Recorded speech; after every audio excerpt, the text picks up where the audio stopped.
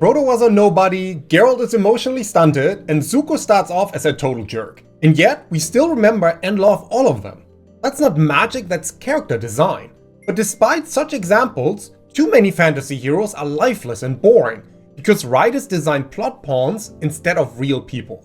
So in this video, I'm going to show you the silent mistakes that makes fantasy protagonists feel hollow, a dead simple framework that brings real emotion into a character's arc, and why emotional drive always beats epic world building when it comes to story momentum. Picture this, you're watching a new fantasy series. Gorgeous world, ancient ruins, dragon lore, all the right ingredients. And then the hero shows up. He's got a sword, a scar, even a secret prophecy. It feels like this is going to be epic. But halfway through the episode, you realize something. You just don't care. It happens constantly in early drafts. Writers start with a role, the chosen one, the lost heir, the reluctant rogue, and build the whole character around it, not around what that person feels, fears, or wants, just around what the story needs them to do. And it's a trap, because function isn't identity, and a role isn't a soul. So how do you write a hero readers actually connect with even before the big plot kicks in? Well, start by ignoring the prophecy, ignore the cool job title, ask one simple thing. What is this character hungry for?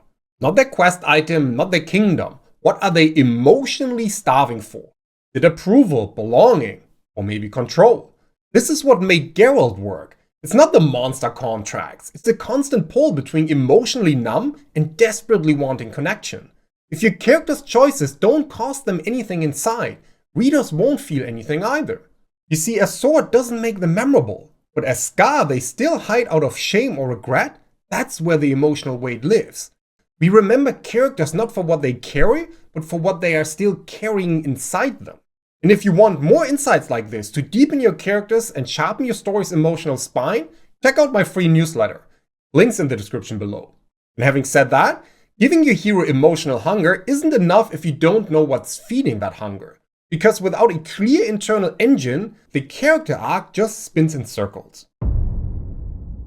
Here's the simplest way to write a fantasy protagonist who actually changes. Wound, lie, want, need. It's fast, it's powerful, and it works on everyone from farm boys to firebenders. Wound is what broke them, what made them emotionally guarded, bitter, insecure, or desperate. Lie is what they believe because of it, a false rule they now live by. Want is the surface level goal, what they chase to avoid confronting the wound. And need is the truth they have to accept, or they'll never grow. Take Zuko from The Last Airbender. His wound is that his father burned and banished him. His lie is that earning back his father's approval equals regaining his honor. So his want becomes capturing the Avatar. But what he needs is to define honor for himself, even if that means turning his back on the legacy that hurt him. That's why his arc hits harder than most chosen ones. Not because of his firebending skill, because all his fire and inner drive came from shame. If you've got a character stuck in neutral, this framework gives you the emotional gears to move them forward. Write yourself, write down your protagonist's want. Most writers already know that part. It's the quest, the revenge, the throne. Now ask, what's the lie behind it? What do they think the want will fix? And then flip it. What's the truth they don't want to face? That they're worthy without saving anyone? That power won't protect them from loss? That love means risk? Once you've nailed this down, you don't need a giant twist or a world-shattering battle to make a moment hit. You just need the right scene to expose the lie. Maybe they get what they want and it doesn't help. Or they lose it and realize they are still standing. Suddenly your story has shape, momentum, and your hero isn't just on a journey through the world, they're climbing out of themselves and becoming someone else. But even with all of this locked in, there's still one more way writers trip themselves up. By stuffing their stories with tired fantasy tropes that bury everything that's finally working. Writing with fantasy tropes is like cooking with spices. A little can elevate the whole dish, but dump them in without balance and suddenly you're chewing on raw cinnamon wondering why no one wants seconds. Too many fantasy writers think tropes are the story. They build a main character like it's an order form. Chosen one? Check. Ancient bloodline? Check. Lost mentor, glowing sword, secret prophecy? Triple check. It looks like fantasy, sounds like fantasy, but emotionally it's empty. Because the problem isn't the tropes themselves, it's what they're covering up. The stoic badass isn't forgettable because they are quiet. They are forgettable because nothing rattles them. Pain doesn't touch them, loss doesn't change them. And if the story can't shake your hero, why should it move the reader? You see, tropes can add flavor, but too many and they become a mask, a distraction, something to hide behind instead of a tool to build with. So how do you keep the flavor without smothering the character underneath? Well, one thing that helps is to flip the question here again.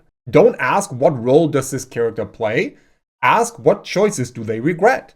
If your character is passive, give them a moment where they had agency and blew it. Show us the weight of that failure. If they're gaining power, show us the cost. Who gets hurt along the way? What relationships start to crack? And if they're destined for something, make them question it. Frodo didn't want to be the ring bearer. That's what made him active. He chose the burden anyway. The way I see it, tropes are useful, absolutely, but only when they grow out of the character's emotional truth. If they're just there to say, this is a fantasy story, you're seasoning a hollow meal. Fixing these tropes only clears the ground though. Now you need something deeper, an emotional anchor that keeps the whole arc stable, no matter how wild the plot gets. Here's a framework I use constantly, whether I'm starting a new draft or helping another writer rescue a story mid-collapse. Write this sentence. Name is a role who wants external goal because emotional reason. What they believe lie, which causes them to destructive behavior. Over the course of the story, they must learn truth or else stakes. You plug in those blanks and suddenly your whole character arc is visible. You're not just building a hero anymore, you're charting a captivating transformation. Let me run it with Kelsier from Mistborn. Kelsier is a survivor-turned-revolutionary who wants to overthrow the Lord Ruler because he believes vengeance will redeem everything he lost in the pits. But he believes that people only follow strength, which drives him to become a legend instead of a man, hiding his pain behind charisma and spectacle. Over the course of the story, he must learn that real change doesn't come from one heroic death. It comes from planting a belief that can outlive him. Otherwise, he risks becoming the same kind of symbol the Empire uses to control people. That's a full arc right there, in just one paragraph at that. And every major moment in the story grows out of that spine. And if you want to stress test your own protagonist, try writing your version of that sentence and see where it falls apart. You might hit a moment where you go, wait, I don't actually know what they believe, or I haven't figured out what they are afraid to face. That's the point here. The blanks you can't fill in, these are the ones blocking your momentum. Once you get that sentence working, everything else gets easier. Because now your hero wants something for a reason and they're terrified of what it will cost. If you ask me, a good arc doesn't start with cool, it starts with clarity. But having said that, even the clearest arc falls apart if your hero is too perfect to believe in. When I was younger, I used to write these pristine fantasy heroes. They were noble and brave, always made the right call even under pressure. And somehow even I didn't care about them eventually. They weren't bad in general. But they weren't real either. They never hesitated, never said the wrong thing, never broke, and that's why no one cared. They were wish fulfillment wearing a character sheet, the hero I dreamed of being. What stuck with me instead though, those were the characters who screwed things up, who got it wrong, like Raistlin from Dragonlance. Brilliant, bitter, and convinced power was the only way to matter, even if it meant destroying the very people who loved him. The way I see it, we don't follow them because they are strong, we follow them because they feel real. So if your character still feels thin, it's not polish they need, it's friction. Write a scene where your hero makes the wrong choice. Not because the plot needs it, but because they are tired, jealous, afraid, or just flawed. Have them wound a friend, freeze at the worst moment, say something they can't take back. Then make them live with it. Not in some grand redemption arc, in the quiet way, through silence, shame, or effort, through actually having to grow. Readers don't stay for perfect characters. They stay for the ones who bleed and still get back up. And when your character finally feels real, please don't kill your fantasy novel by trapping them in a lifeless structure. Instead, watch this video here next where I'll show you the exact 15 scenes that carry an emotional arc from start to finish, without spreadsheets, fluff, or filler.